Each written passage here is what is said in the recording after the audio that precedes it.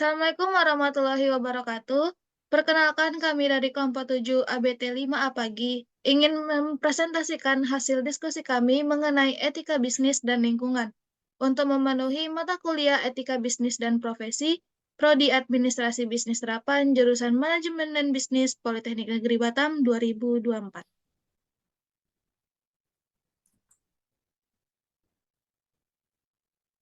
Sebelum kami mempresentasikan hasil kami, izinkan kami memperkenalkan diri terlebih dahulu.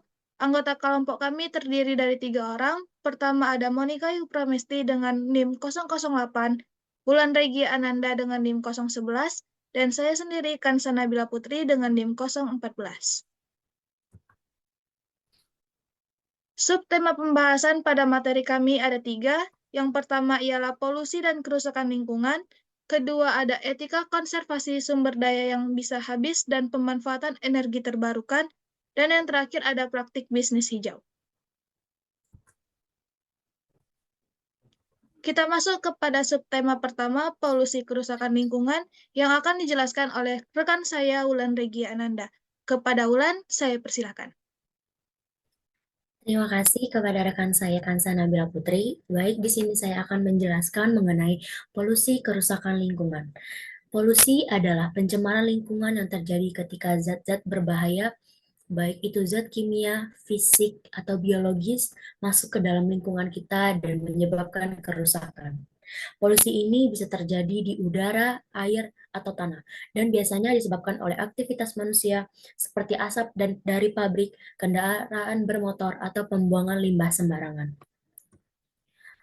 Di sini ada polusi udara. Polusi udara ini terjadi ketika udara tercemar oleh zat-zat berbahaya seperti asap dari kendaraan dan pabrik. Ada pula polusi air, yaitu terjadi ketika air seperti sungai atau laut tercemar oleh limbah pabrik atau bahan kimia beracun.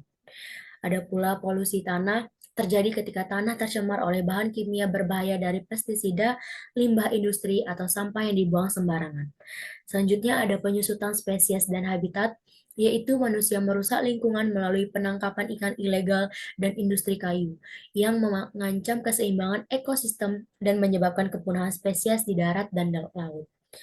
Selanjutnya ada penyusutan bahan bakar. Semakin berkembangnya industri, kebutuhan energi dari bahan bakar fosil meningkat. Penggunaan yang tidak etis akan menyebabkan kelangkaan karena proses pembentukan bahan bakar fosil lebih lambat dibandingkan dengan tingkat eksploitasi saat ini. Dan yang terakhir ada penyusutan mineral, yaitu penyusutan mineral seperti halnya bahan bakar fosil tak terhindarkan akibat eksploitasi besar-besaran yang mengabaikan dampak negatif terhadap lingkungan dan ekonomi jangka panjang. Kerusakan lingkungan. Penurunan kualitas alam yang disebabkan oleh tindakan manusia yang tidak bertanggung jawab. Contohnya termasuk penebangan hutan secara liar, pencemaran air oleh limbah industri, dan penggunaan bahan kimia berbahaya yang merusak tanah.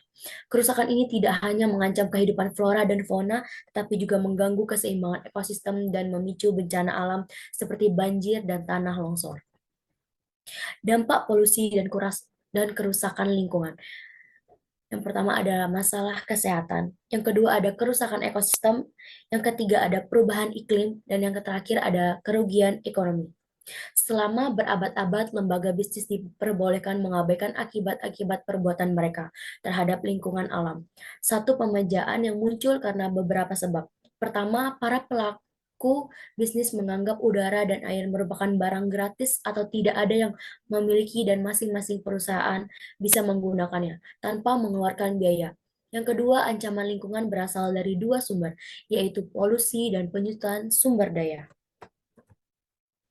Penyebab kerusakan lingkungan. Yang pertama ada aktivitas industri.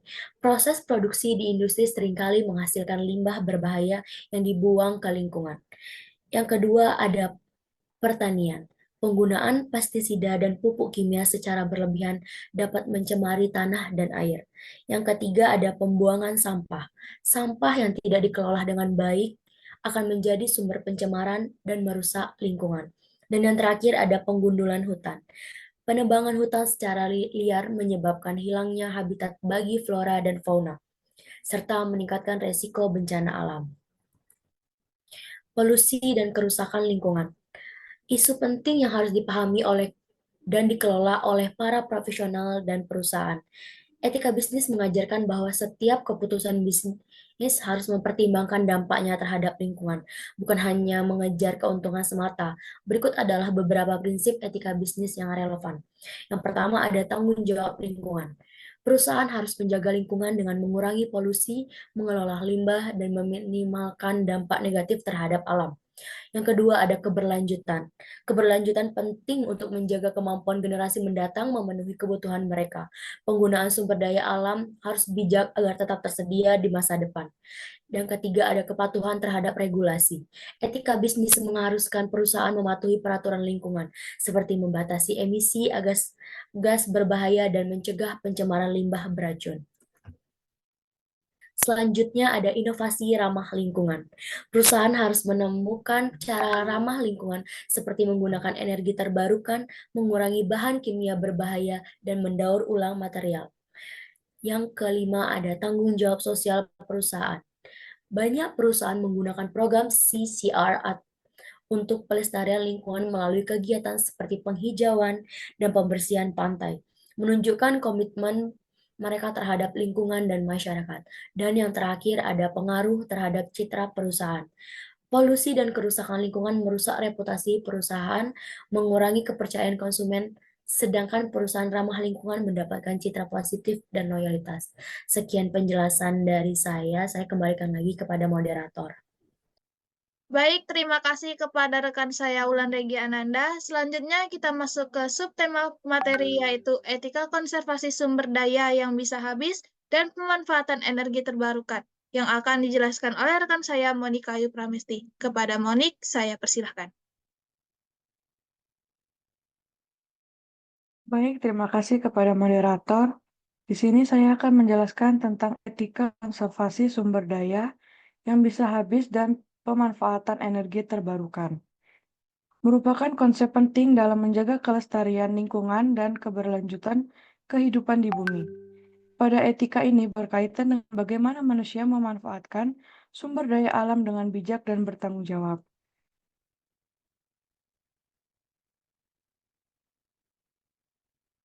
Apa yang dimaksud dengan konferensi sumber daya yang bisa habis dan juga pemanfaatan energi terbarukan? Konservasi sumber daya yang bisa habis mengacu pada praktik menjaga dan memanfaatkan sumber daya alam yang tidak dapat diperbarui dengan efisien agar tidak cepat habis. Sumber daya ini meliputi minyak bumi, batu bara, gas alam, dan bahan mineral lainnya. Yang kedua, pemanfaatan energi terbarukan. Pemanfaatan sumber energi yang dapat diperbarui dan tidak habis, seperti energi matahari, angin, air, dan biomasa yang dapat terus tersedia tanpa kerusakan lingkungan. Ada jenis-jenis prinsip etika lingkungan.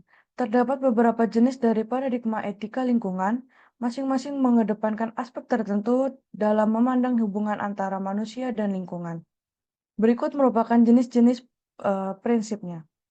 Ekstensi libertarian menekankan hak individu untuk menggunakan sumber daya alam sesuai keinginannya dengan fokus pada kepentingan manusia di atas makhluk lainnya. Yang kedua ada ekstensi ekologi menekankan pentingnya kerjasama manusia dengan lingkungan untuk mempertahankan kelestarian alam secara berkelanjutan. Yang ketiga, ada etika konservasi.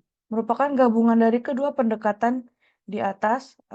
Etika ini mendorong penggunaan sumber daya alam secara bertanggung jawab dan kebijaksanaan agar generasi mendatang juga dapat menikmatinya.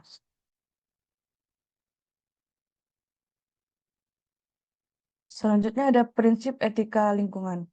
Yang pertama itu ada bertanggung jawab antar generasi, yang kedua keadilan sosial dan ekologis, dan yang ketiga ada prinsip keberlanjutan.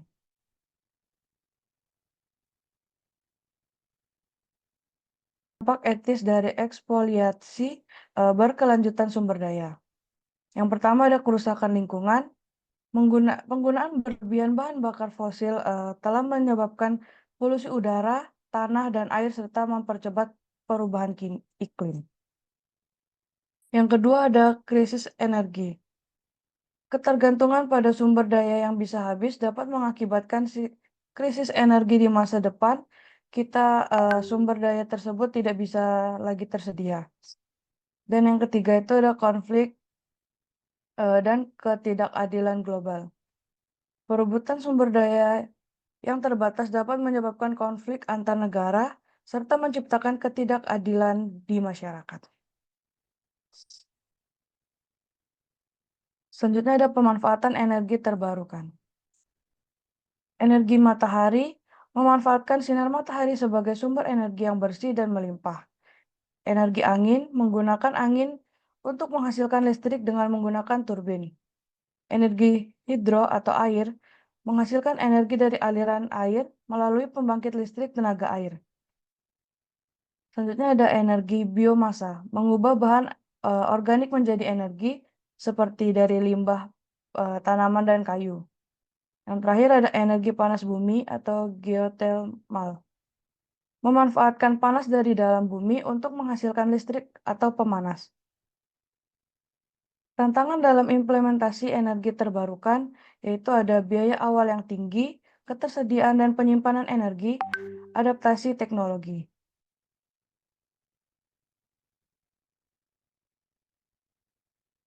Apa tantangan dalam implementasi energi terbarukan? Yaitu mengurangi ketergantungan pada bahan bakar fosil, mendorong inovasi dan teknologi hijau, keterlibatan komunitas dan kebijaksanaan publik.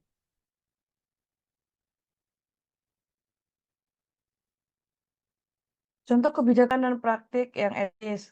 Pemerintahan menerapkan regulasi yang mendukung konferensi energi dan inisiatif untuk pengembangan energi terbarukan.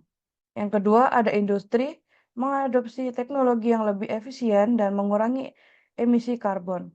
Yang terakhir ada individu, menghemat energi dalam kehidupan sehari-hari seperti menggunakan transportasi umum, beralih ke energi hijau, dan mengurangi penggunaan bahan bakar fosil.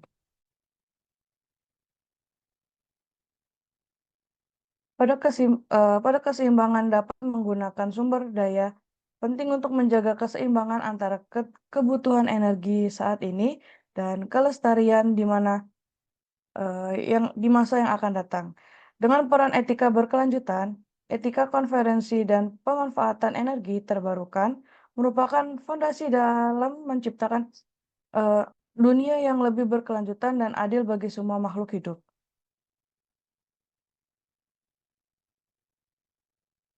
Selanjutnya saya akan kembalikan kepada moderator. Baik, terima kasih kepada Monik. Selanjutnya kita masuk ke subtema terakhir, yaitu praktik bisnis hijau yang akan saya jelaskan.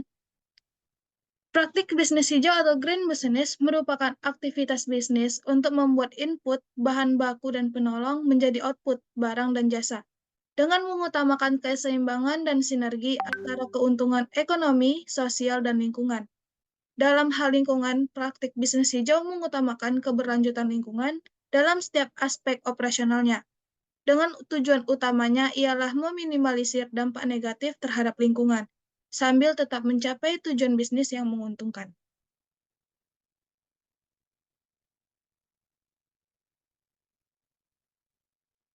Prinsip-prinsip dasar bisnis hijau. Pertama ada triple bottom line. Konsep ini menekankan pada 3 dimensi keberlanjutan. Pertama ada profit keuntungan, people masyarakat, dan planet lingkungan. Bisnis hijau berusaha menyeimbangkan ketiga aspek ini. Kedua ada efisiensi energi. Mengurangi konsumsi energi melalui penggunaan teknologi hemat energi, sumber energi terbarukan, dan optimalisasi penggunaan energi dalam proses produksi. Ketiga ada pengolahan limbah. Meminimalkan produksi limbah, mendaur ulang sebanyak mungkin, dan mengelola limbah berbahaya dengan benar. Keempat ada penggunaan bahan baku berkelanjutan. Memilih bahan baku yang ramah lingkungan, berasal dari sumber yang terbarukan atau didaur ulang. Kelima ada desain produk ramah lingkungan. Mengembangkan produk yang mudah didaur ulang, memiliki masa pakai yang panjang, dan menggunakan bahan-bahan yang aman bagi lingkungan. Keenam ada keterlibatan karyawan dan masyarakat. membina kesadaran lingkungan pada karyawan, dan melibatkan masyarakat dalam program-program keberlanjutan.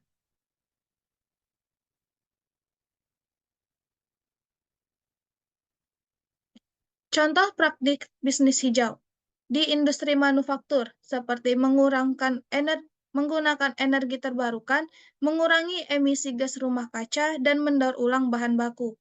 Di industri jasa, mengurangi penggunaan kertas, menawarkan layanan berbasis digital, dan menggunakan transportasi yang ramah lingkungan.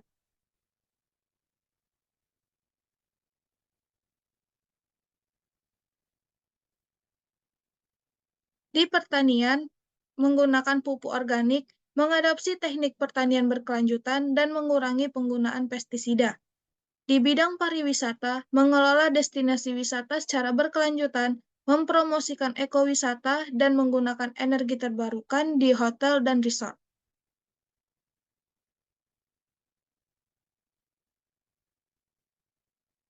Manfaat praktik bisnis hijau. Pertama, keunggulan kompetitif. Bisnis hijau seringkali lebih menarik bagi konsumen yang sadar lingkungan dan investor yang berorientasi pada keberlanjutan. Pengurangan biaya. Bisnis hijau, efisiensi energi, dan pengelolaan limbah yang baik dapat menghemat biaya operasional. Peningkatan reputasi. Bisnis hijau memiliki reputasi yang baik dan dapat meningkatkan kepercayaan publik. Kontribusi pada lingkungan. Praktik bisnis hijau membantu melestarikan lingkungan dan mengatasi masalah perubahan iklim.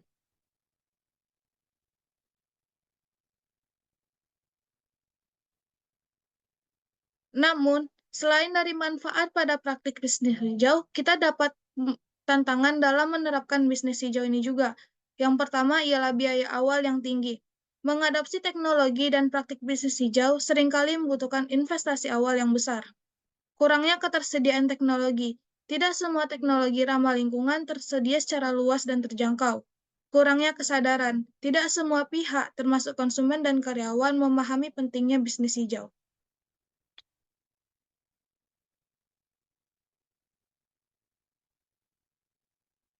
Dari keseluruhan keterangan yang disampaikan, dapat disimpulkan bisnis dan sustainable business ialah adanya tren yang berkembang saat ini perlu menjadi pertimbangan penting, utamanya dukungan pelaku usaha dan menjaga bumi agar senantiasa bertumbuh dalam kondisi lingkungan yang sehat.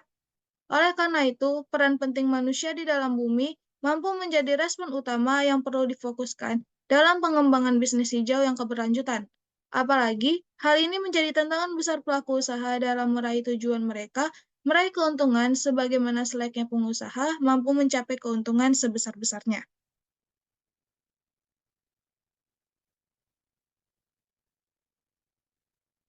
Berikut referensi-referensi dari hasil materi yang telah kami presentasikan. Sekian dari presentasi kelompok kami. Terima kasih atas perhatiannya. Kami tutup. Wassalamualaikum warahmatullahi wabarakatuh.